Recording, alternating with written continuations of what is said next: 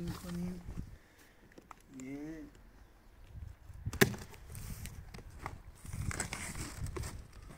اینورتر 6 کیلو 6 کیلو گیرووات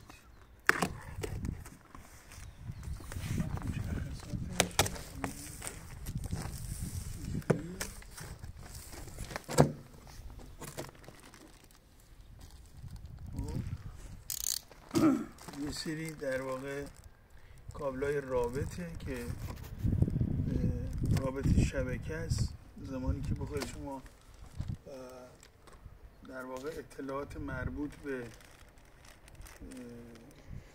سانورتر رو از طریق گوشی موبایل خودتون رصد کنید، میتونید از طریق شبکه وای فای کار انجام بدید. دو سری کابل ارتباطی دیگه هم هست برای زمانی که شما بخواید مثلا سانورترتون رو موازی کنید با یه سانورتر دیگه، مثلا برسید به یه ظرفیت مثلا الان 6 کیلو، شما بخواید 2 تا 6 کیلو رو با هم موازی کنید، نیاز دارید که از این سیمای ارتباطی استفاده کنید که اطلاعات بینشون در واقع شیر میشه. پس این هم بذاریم کنار و یه چیزایی که داریم. این دانگل در واقع وای فای هست، دانگل وای فایی که روی سانورتر نصب میشه و همونجوری که قبلا عرض کردم خدمتون، ارتباط بین شما و سانورتر رو از طریق گوشی موبایل یا حالا لپتاپ یا سایر دیوایس های دیگه ایجاد میکنه و شما میتونید اطلاعات بروز در واقع سانورتر رو داشته باشید. پس این هم دانگل. سیم کارت میخوره دانگل؟ نه سیم کارت نمیخوره، ولی نیاز به یه شبکه وای فای داره.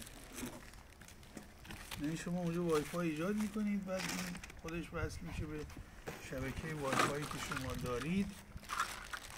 موارد دیگه ای که داخل در واقع باکس سانورتر 6 کیلو هست خدمتتون که عرض کنم،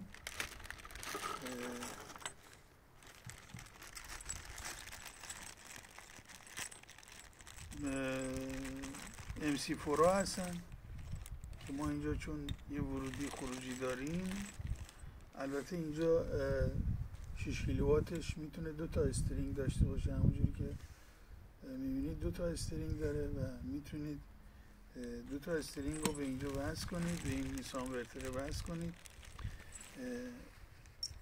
سایر چیزهای دیگه هم مثلا اینجا برای اتصال کابلشو برای اتصال باتری به اینورتر مشخص شده. این هم برای ورود به حساب